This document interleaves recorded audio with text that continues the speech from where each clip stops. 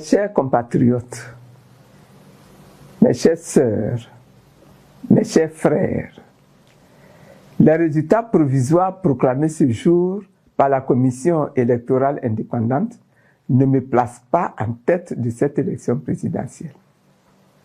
Je prends acte de ces résultats, tout en gardant au plus profond de moi la conviction que le combat que nous avons mené ensemble n'a pas été vain. Je tiens à remercier le gouvernement qui a mis à ma disposition des forces de sécurité pour assurer efficacement ma protection durant la campagne présidentielle. Au-delà des chiffres et des annonces officielles, cette campagne a révélé quelque chose de bien plus profond. La soif de justice, de vérité et de dignité qui habite notre peuple. Ce que les urnes n'ont pas traduit aujourd'hui, l'histoire le retiendra. Le peuple ivoirien aspire au changement. Je tiens à adresser un immense merci à tous ceux qui ont cru en nous. Je vais exprimer ma profonde gratitude aux militantes et aux militants et aux sympathisants du mouvement des générations capables. À nos alliés, le COGEP de Charles Blé Goudé, l'AIRD d'Éric Caillé, Objectif République de Paul Hervé Agoubli, ICON de Yves Mayobo, Pour la Côte d'Ivoire de Viviane Pété, le Sursaut national de Marcelin Kwame, le PSD de Akadje Séraphin, ainsi qu'à toutes les Ivoiriennes et à tous les Ivoiriens qui, malgré les obstacles, malgré la peur, ont eu le courage d'exprimer leur choix. Votre engagement, votre détermination et votre foi ont donné sens à ma candidature et à notre combat collectif pour une Côte d'Ivoire réconciliée, transformée et souveraine. Je suis fier de vous et je vous dis du fond de mon cœur, merci. Les résultats proclamés aujourd'hui ne reflètent pas fidèlement la volonté populaire. Deux grandes causes expliquent la situation que nous observons.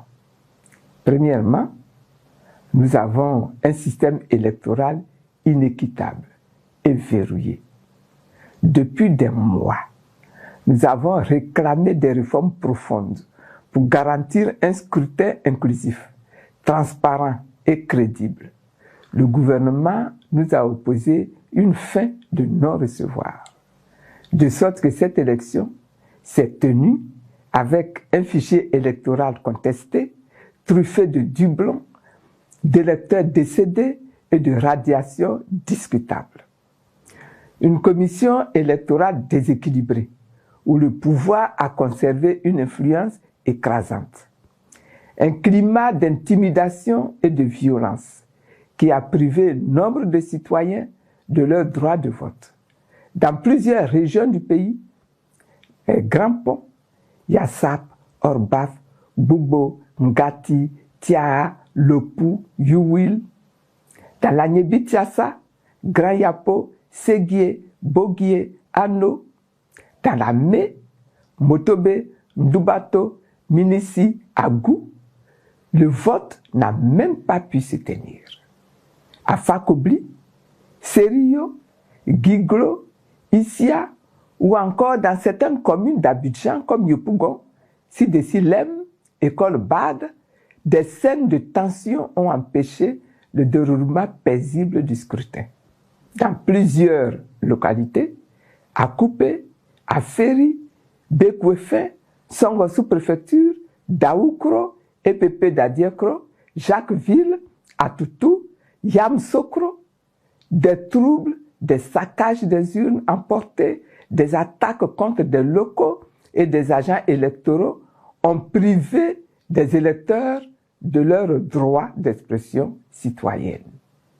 Nayo, une sous-préfecture dans le département d'Issia, est un exemple emblématique où des affrontements communautaires ont occasionné des morts, de nombreux blessés et des destructions de biens que je déplore. Je m'incline devant la mémoire de toutes ces victimes. Et pourtant, la CEI évoque un taux de participation supérieur à 50%, y compris dans des localités où le vote n'a pas eu lieu. Ce chiffre est manifestement inexact. Nous ne pouvons pas bâtir la démocratie de la sorte. Nous avons eu une opposition divisée, dont une partie a créé un climat de peur et de violence. Il faut avoir le courage de regarder la vérité en face. Le changement souhaité par le peuple ivoirien était à portée de main. Malheureusement, certains acteurs ont privilégié leur calcul personnel, leur égoïsme et la division au détriment de l'intérêt du pays.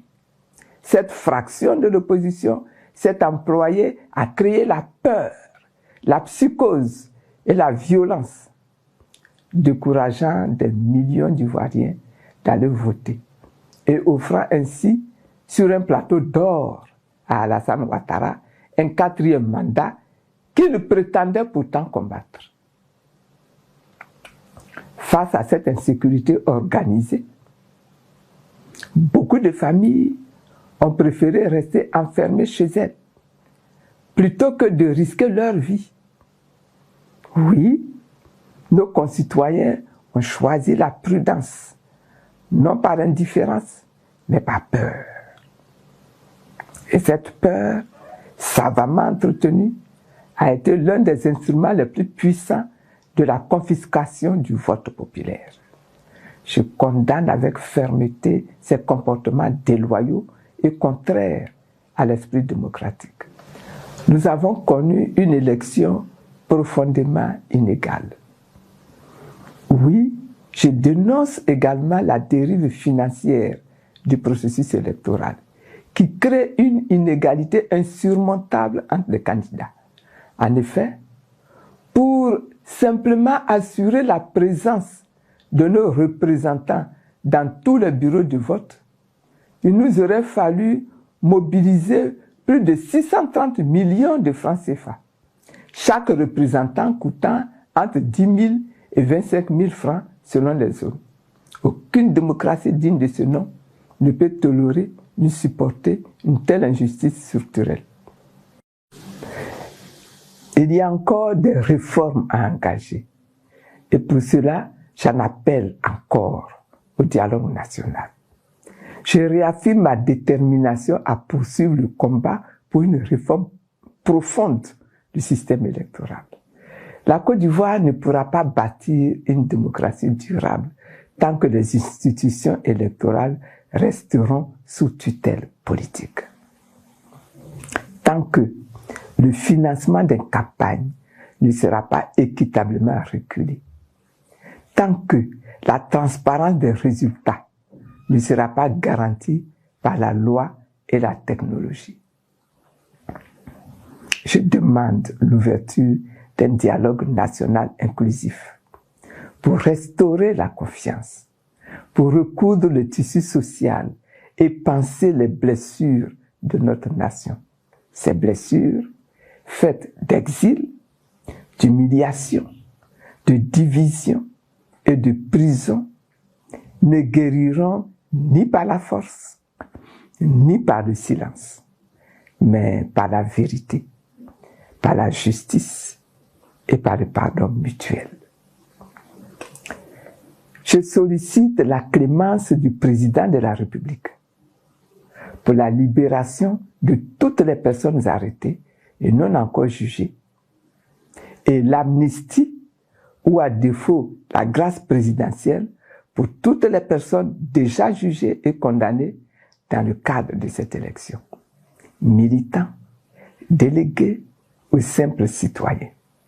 Aucun Ivoirien ne doit être emprisonné pour avoir exercé un droit démocratique. Frères, mes chers compatriotes, je garde une foi intacte dans le destin de la Côte d'Ivoire.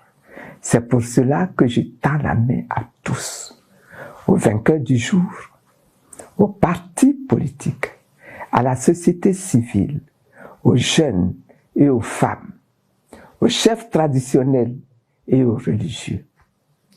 Unissons nos intelligences et nos cœurs pour rebâtir notre pays sur des bases morales, souveraines et dans la solidarité.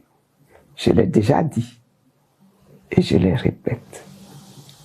Ma vie entière est un engagement pour la liberté, pour la dignité et pour la souveraineté de notre peuple.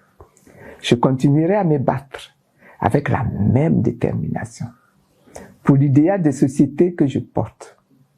Une Côte d'Ivoire réconciliée, totalement transformée, souveraine et fière de son identité africaine. Le chantier continue. Et tant qu'il y aura dans ce pays